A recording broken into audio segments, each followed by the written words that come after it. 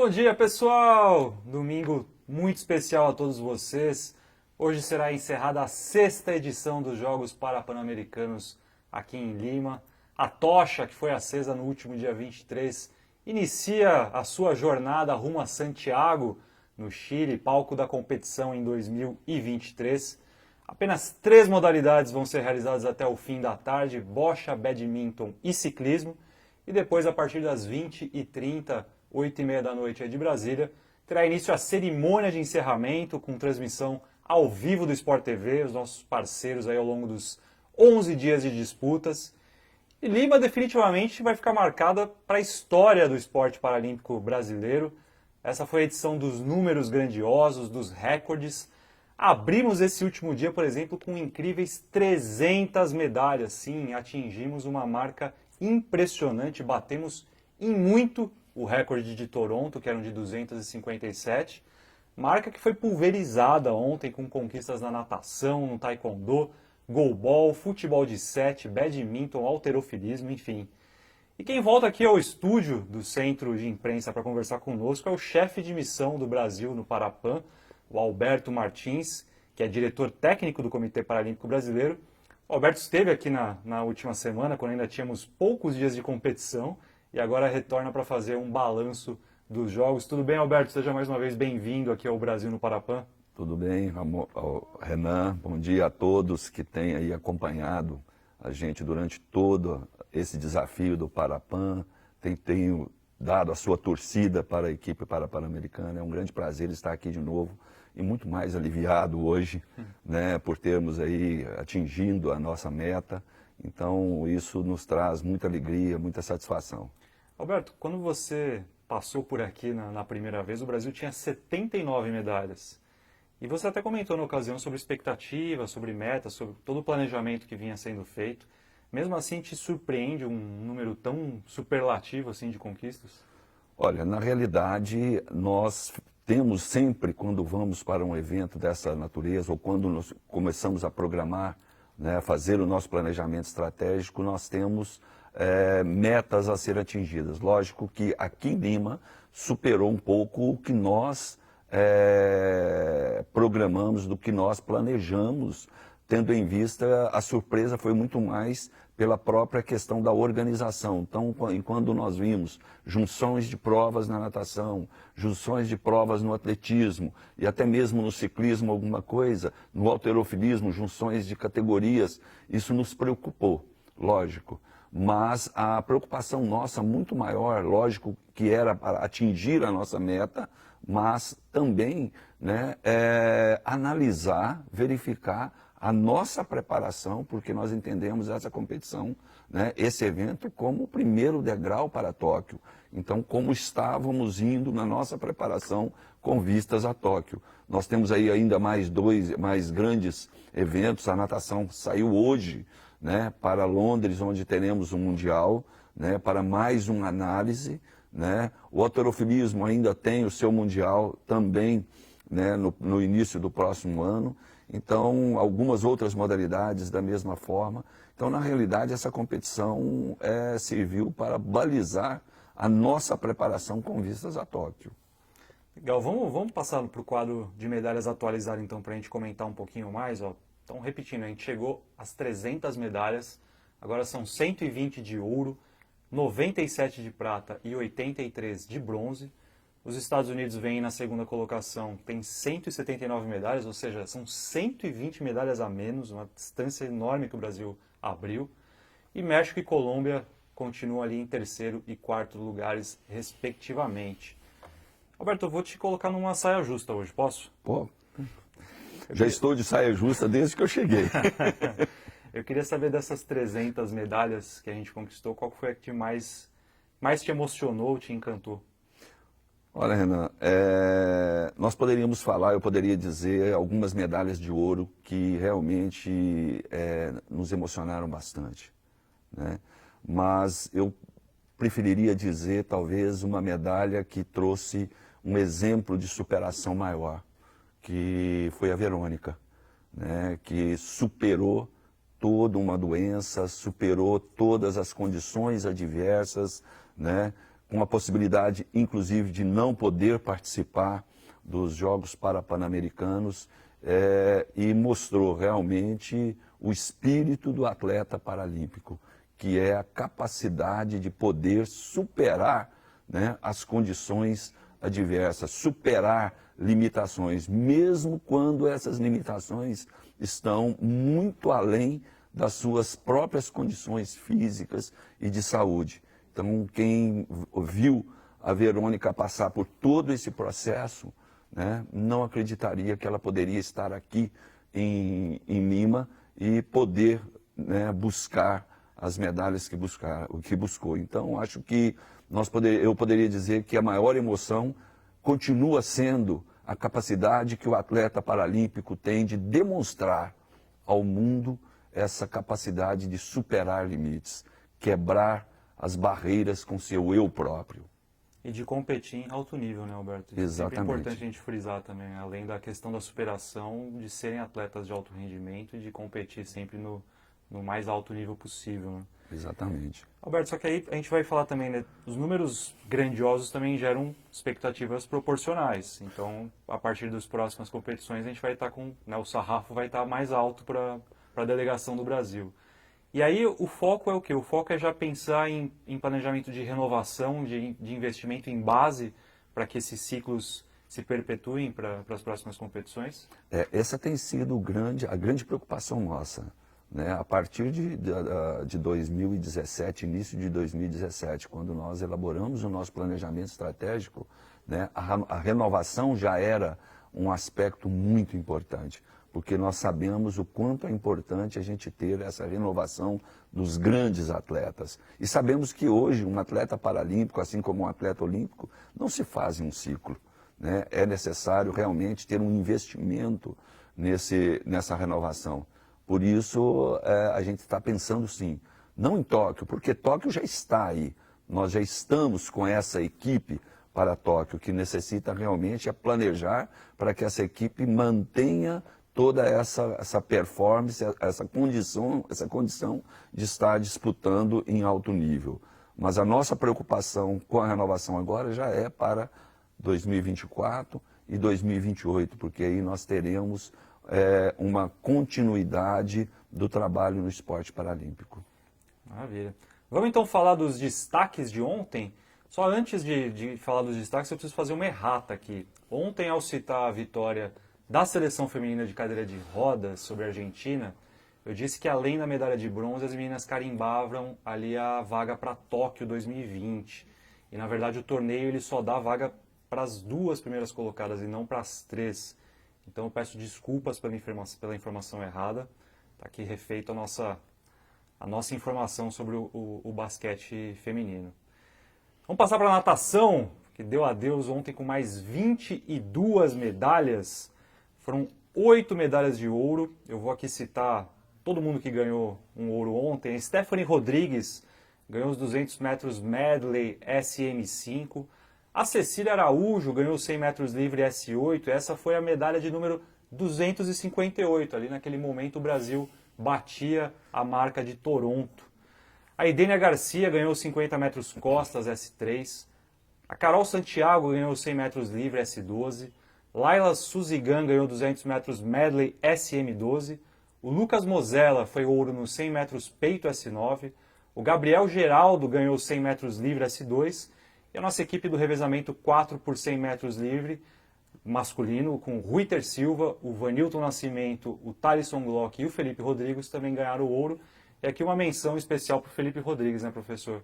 Que deixa a Lima com 8 medalhas do peito, 7 medalhas de ouro e 1 medalha de bronze. Que desempenho do Felipe, né? É um desempenho muito, muito bom mesmo, principalmente, né, levando em conta toda a pressão que o Felipe vem sofrendo, né, desde o Open, né, no Brasil, né, com a possibilidade, como ele estava em revisão na classificação desse novo sistema de classificação, chegou em Lima já sob essa pressão para se fazer uma nova classificação, foi submetido a novos exames para comprovar, né, a sua elegibilidade, e isso realmente ele também superou, né, os seus limites. A primeira vez que o Felipe nada 8 provas em uma competição.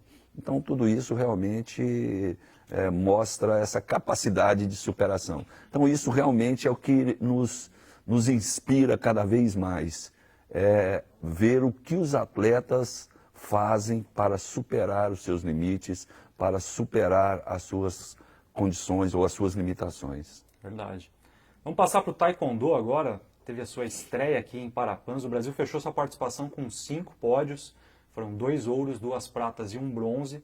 A Débora Menezes, por exemplo, foi prata na categoria até 58 quilos K44. E a Leiliane Samara ficou com o bronze na categoria K44, 58 quilos feminina. Ela venceu a cubana Idaliana Quinteiro. Portanto, o Brasil fechando bem a sua estreia no Taekwondo. O badminton, que continua em disputa hoje, já tem 7 medalhas. Nós tivemos ontem finais brasileiras aí na classe SU5, por exemplo. O Eduardo Oliveira venceu o Ricardo Cavalli. Na classe WH1, WH2 de cadeirantes, Júlio César Godoy e Marcelo Conceição ganharam do Rodolfo Cano e do Rômulo Soares. E a Micaela Almeida foi a medalha de número 110 de ouro do Brasil, na classe também SU5. Ela ganhou 4 combates dos 4 disputados. E aí também essa medalha de 110 foi importante porque superou os 109 ouros de Toronto. Passando para o halterofilismo, que fechou com 16 medalhas, foi a 4ª modalidade que mais medalhou para o Brasil aqui em Lima. Tivemos o bronze até 80 quilos com Ailton Andrade e a prata com a Tayana Medeiros. E aqui eu vou abrir aqui o bloco dos esportes coletivos, professor, falando sobre o nosso goalball. Gente, ontem tivemos 2 finais Brasil e Estados Unidos, tanto no feminino quanto no masculino. E a final feminina, assim, se você está aqui assistindo agora este programa, você já é um campeão de não ter infartado.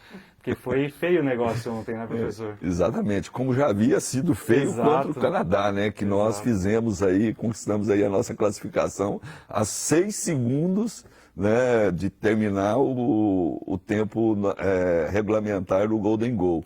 E ontem, novamente, né, mais uma vez, as meninas comprovaram que realmente, faltando poucos segundos, não é motivo para se desistir. O Brasil já tinha perdido dos Estados Unidos na fase classificatória por 4-2. E ontem, numa partida de novo muito equilibrada, como sempre é contra as americanas, a gente perdia por 3-2. E aí, a 14 segundos do fim do jogo, o professor Dailton Nascimento, técnico da seleção feminina, fez uma alteração, colocou a Jéssica Vitorino em quadra. A Jéssica entrou, pegou a bola, fez o seu primeiro arremesso, empatou a partida. O jogo foi para a prorrogação, virou o primeiro tempo da prorrogação ainda 3-3, arremessos de lado a lado ali, a torcida, cada arremesso que a bola passava ali por cima do gol era aquele frisson na arena. E aí a Carol Duarte, mais uma vez, como o professor falou, diante das canadenses, ela fez o Golden Goal, né, o chamado gol de ouro. E ontem, mais uma vez, a Carol tirou ali um arremesso da cartola e deu a vitória para o Brasil, 4-3. Foi muito emocionante a comemoração, foi muito bacana a disputa do goalball feminino. E na sequência, os rapazes, né, que já vinham já de 2 títulos para pan-americanos, venceram os Estados Unidos com um pouco mais de facilidade, apesar do placar de 12-9, parece um jogo mais apertado. O Brasil chegou a abrir uma boa vantagem, virou o primeiro tempo ganhando por 8-3. E aí na segunda parte os Estados Unidos acelerou um pouco a partida, conseguiu encostar, mas a gente tem o nosso Leomon Moreno, que fez apenas 9 gols ontem na final. Dos 12 gols ele fez apenas 9. Então foi também uma outra conquista muito importante, tricampeonato pan-americano para o Brasil no goalball masculino. E fechando os esportes coletivos, nosso futebol de 7 também ganhou o ouro, também repetiu o feito de Toronto. 5-3 na Argentina, nós estivemos 2 vezes atrás no placar e conseguimos ganhar. Os esportes coletivos também saindo de Lima muito bem, né, professor? Sim, graças a Deus também os esportes coletivos deram aí a sua grande contribuição e mostraram também a sua evolução, né, no esporte paralímpico. O mais importante disso, né, quando a gente observa essas partidas apertadas, esses resultados apertados, ver que hoje, para se manter a hegemonia, é necessário ainda muito planejamento e muito trabalho, porque os países, né, estão se desenvolvendo, né? Hoje o Brasil, inclusive, tem sido responsável por esse desenvolvimento, porque nós também temos investido não só no nosso país, mas também nos países vizinhos, porque nós entendemos que para o desenvolvimento do Brasil é necessário que a região se desenvolva. Então nós temos aí investido em capacitação de profissionais nos países, fazendo intercâmbio nos nossos países vizinhos, para que haja realmente um crescimento da nossa região e, consequentemente, o desenvolvimento, o crescimento do esporte no nosso país.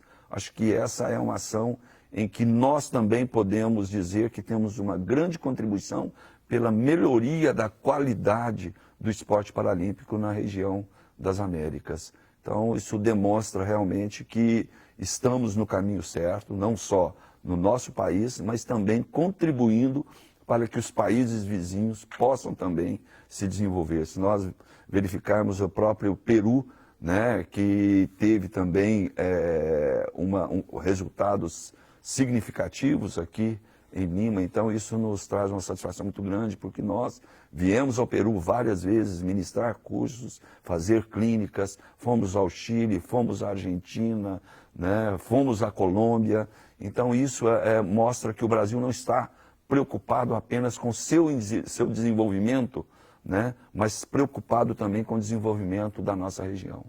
Professor, o senhor certamente sabe quais são as modalidades que mais medalharam aqui, até pela sua história e sua trajetória no esporte paralímpico. Como a gente está falando hoje aqui de números grandiosos do que o Brasil conquistou aqui em Lima, trouxe aqui uma curiosidade das modalidades que mais medalharam. E a natação, né, eu falei que ontem foram 22 pódios apenas ontem, a natação terminou a sua participação aqui em Lima com 127 medalhas dessas 300 que o Brasil ganhou, 53 medalhas de ouro, 45 de prata e 29 de bronze. O atletismo foi a segunda modalidade que mais trouxe conquistas para o Brasil, 82 medalhas. E o tênis de mesa foi a modalidade em terceiro lugar aí nesse ranking com 24 pódios. E a quarta modalidade, professor, você sabe qual que foi? O halterofilismo. O halterofilismo, muito bem, tá vendo? A gente pergunta, sabia que eu ia tomar um contra-ataque aqui e ia ficar mal na fita. Foram 16 pódios para o halterofilismo e na sequência o judô com 11 medalhas. Gente, vamos passar para a nossa última agenda do Brasil no Parapan. Como eu falei, hoje tem 3 modalidades aí ainda em disputa. O badminton tem finais de duplas com Eduardo Oliveira e Ricardo Cavalli na classe SU5 contra a dupla canadense, fazem a final. Tem também final individual com o Vitor Tavares, que é o líder aí do ranking das Américas.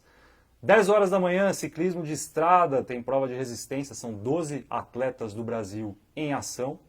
E a partir das 11 horas começam as finais da bocha por equipes. BC1 e 2, BC3 e BC4, nós temos representantes em todas essas categorias, portanto, certamente a gente ultrapassa essa marca ainda das 300 medalhas que a gente citou aqui no programa. Bom, a gente encerra, então, aqui o nosso Brasil no Parapan. Quero fazer aqui um agradecimento muito especial a todos vocês que acompanharam a gente nesses dias de competição, que compartilharam nossos conteúdos nas redes sociais do CPB, que foram na hashtag Brasil no Parapan, que acabou dando o nome a esse programa, enfim. E fazer um agradecimento também a toda a equipe de comunicação do CPB, os fotógrafos, cinegrafistas, produtores, motoristas das vans, sim, Gerardo, Tito, Alan, todos que contribuíram para levar a gente para os locais de competição. Foi sempre uma correria, mas uma correria que trouxe uma satisfação imensa para a gente. E por fim, um agradecimento a quem colocou o Brasil no Parapan no ar. Teve a direção do Thiago Freitas, a produção do Rafael Sena, a minha voz da consciência, sempre dando aqui uns sinais do que estava errado, do que estava certo. Me ajudou muito aqui a tocar o programa. Direção de arte da Thaisa Torres. Nossos câmeras, quem está filmando e mostrando a gente para vocês, o Daniel Hiroshi e o Alexandre Feital. Áudio também produzido pelo Feital, estava sempre aqui, o primeiro a chegar e o último a sair. Produtor Exemplos Comunicação e a realização, como eu falei, do Comitê Paralímpico Brasileiro. Professor, obrigado mais uma vez por participar, por trazer tanta informação para a gente. E um último agradecimento também, para não esquecer, senão aí vai ficar feio para mim. Daniel Brito, nosso gerente de comunicação, e a Daniela Lima, que fez o relacionamento todo com a imprensa, que trouxe os convidados aqui para o nosso programa. Gente, muito obrigado para todos, foi realmente um prazer tocar aqui o programa. Professor, obrigado então. Eu que agradeço e não poderia deixar de aproveitar esse último instante aqui para também cumprimentar toda a equipe brasileira que esteve em Lima disputando os Jogos Pan-Americanos, os atletas, comissão técnica, dirigentes, as federações, confederações, e é necessário salientar que esse trabalho não é apenas da comissão técnica, esse trabalho é um trabalho que começa com todos os colaboradores do Comitê Paralímpico Brasileiro, na emissão de passagens, na toda a logística, na comunicação, no marketing, que fez um trabalho fantástico com os nossos uniformes, enfim, todos que participaram, com certeza o Comitê Paralímpico, desde o seu servidor que faz lá a sua limpeza das quadras, da piscina, né, a manutenção da pista, né, que faz a logística para que essa equipe de 512 pessoas estivessem aqui com a maior tranquilidade. Eu teria que também salientar aí a participação, né, e parabenizar toda a minha equipe que aqui esteve, né, com uma união, com um trabalho, com uma dedicação muito grande, né, os subchefes da delegação, Jonas, Mariana, Ricardo, que me deram todo o suporte para que a gente tivesse tranquilidade e a delegação como um todo tivesse a tranquilidade para a sua participação. Nós tivemos aqui em Lima uma coisa inédita que eu achei bastante interessante, foi a participação do embaixador do Brasil e da embaixatriz, praticamente em quase todos os eventos, né, acompanhando de perto. Isso para nós foi muito importante.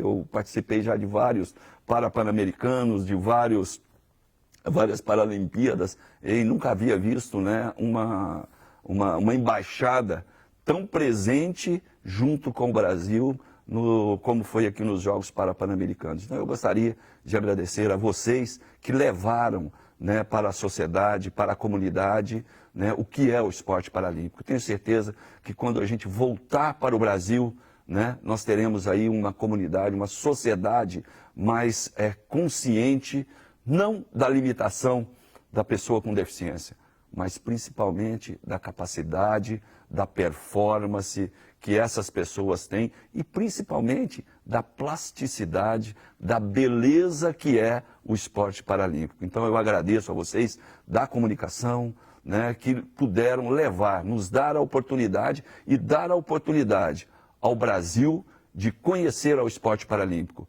Não conhecer apenas as 300 medalhas que nós ganhamos, mas por trás dessas 300 medalhas está realmente a capacidade e a potencialidade da pessoa com deficiência em superar limitações para chegar às suas conquistas. Então, mais uma vez, muito obrigado a todos e muito obrigado a todos que acompanharam do Brasil, né, o Brasil no Parapan. Em nome da equipe de comunicação, eu agradeço as palavras do professor Alberto. Gente, Lima já deixa saudades, mas Tóquio vem aí, nós com certeza nos veremos por lá. Um ótimo domingo para todos, muito obrigado mais uma vez pela participação e até uma próxima. Tchau!